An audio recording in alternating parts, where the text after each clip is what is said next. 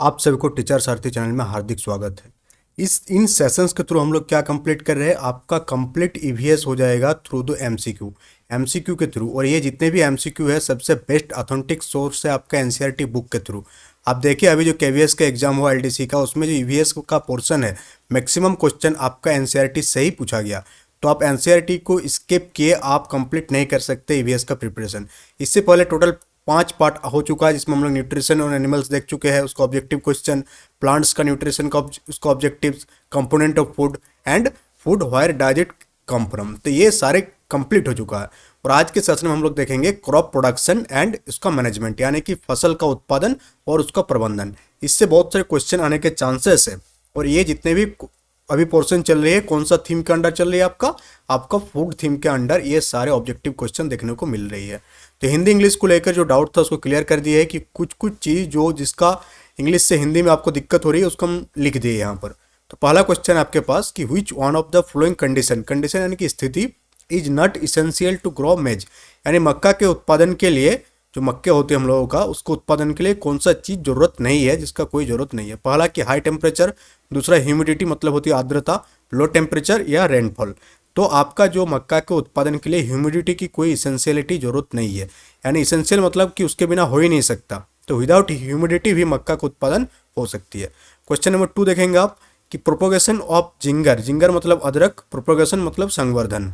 Propagation of ginger is generally done using, यानी कि अदरक का जो संवर्धन करते हैं हम लोग किसकी हेल्प से करते हैं, उसका बीज, स्टेम यानी कि राइजोम, या रूट या लीफ मतलब पत्ती, रूट मतलब जड़। तो जिंगर का जो प्रोपोगेशन किया जाता है किसकी मदद से किया जाता है, जिंगर का जो रूट है, जड़ है, उसकी मदद से उसका संवर्धन किया जाता है, किसका, अदरक का। आगे बढ़ेंगे और क्वेश्चन नंबर 3 देखेंगे हम लोग कि which of the following statement is not true for organic manure. Organic manure यानी कि कार्बनिक खाद के लिए कौन सा स्टेटमेंट सही नहीं है। पहला स्टेटमेंट दिया हुआ है कि it enhances water holding capacity of soil, कि ये मृदा का जो होती है वाटर होल्डिंग कैपेसिटी को बढ़ा देती है। पहला स्टेटमेंट है, ये सही है कि नहीं आपको बताना है।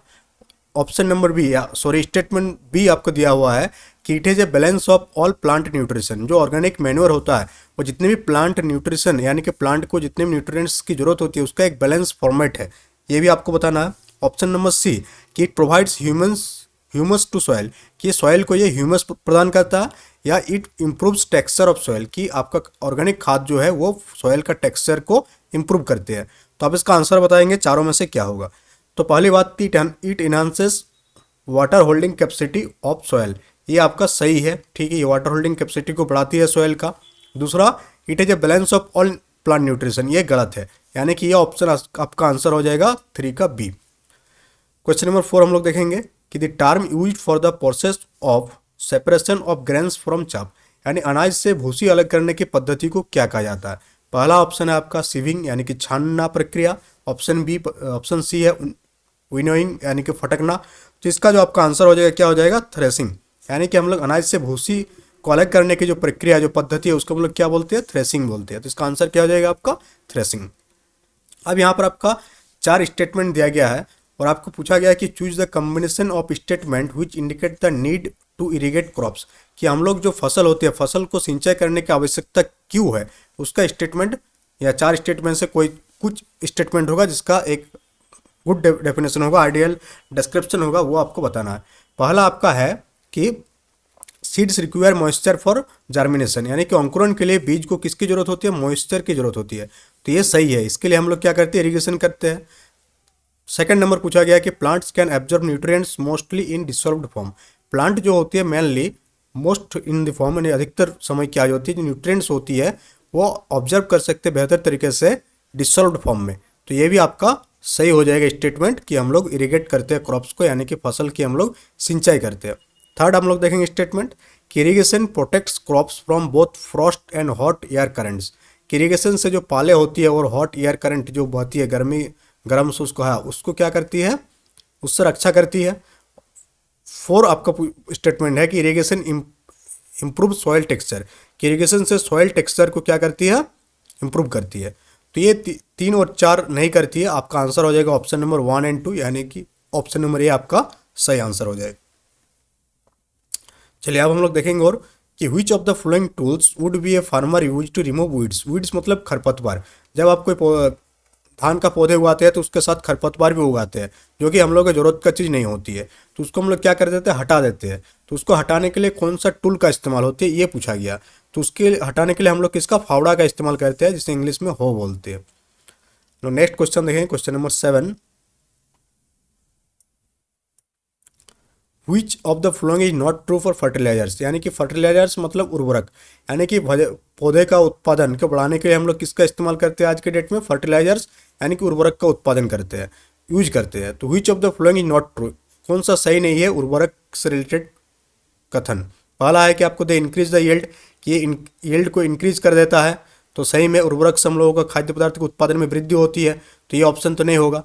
ऑप्शन बी है कि there excessive use disturb the balance of nutrients in soil. तो सही बात है ये कि ये इसका अगर हम लोग उर्वरक का ज़्यादा यूज करेंगे तो सॉइल का जो न्यूट्रिशन पावर है उसको क्या कर देगा, डिसबैलेंस कर देगा, डिस्टर्बेंस कर देगा।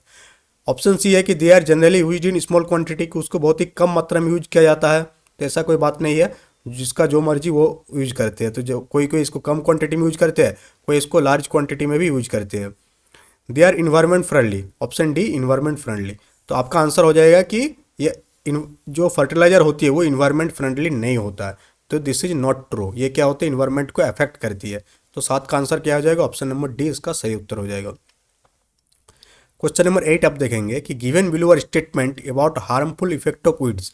वीड्स मतलब खरपतवार जो पौधे के साथ उग जाती है खेती वगैरह में, ऑन क्रॉप प्लांट्स। इनमें से कौन सा जो हार्मफुल इफेक्ट है किसका, वीड्स का, खरपतवार उगने से क्या होती है, क्या दिक्कत होती है मतलब एक किसान को। तो आप पहले बात देखेंगे कि दे इंटरफेयर इन हार्वेस्टिंग, जो फसल उत्पादन होती है हार्वेस्टिंग, उसमें क्या इंटरफेयर करता है, ये सही बात है। तो ये स्टेटमेंट आपका एक हार्मफुल इफेक्ट है ये, तो ये सही स्टेटमेंट हो जाएगा। They help crop plants to grow healthily, तो ये गलत स्टेटमेंट है कि वो लोग, ये भी एक हार्मफुल इफेक्ट है, क्योंकि वो जो होते हैं हेल्थी रूप से ग्रो होने नहीं देता। बट यहाँ बोला गया है कि दे हेल्प क्रॉप, तो हेल्प नहीं करता है, तो ये एक गलत स्टेटमेंट है। दे compete with crop plants for water nutrients space and light, ये भी सही बात है। जो क्रॉप प्लांट है उसके साथ क्या करना चालू कर देते हैं, वो कम्पीट करना चालू कर देता है। तो ये स्टेटमेंट आपका सही स्टेटमेंट है।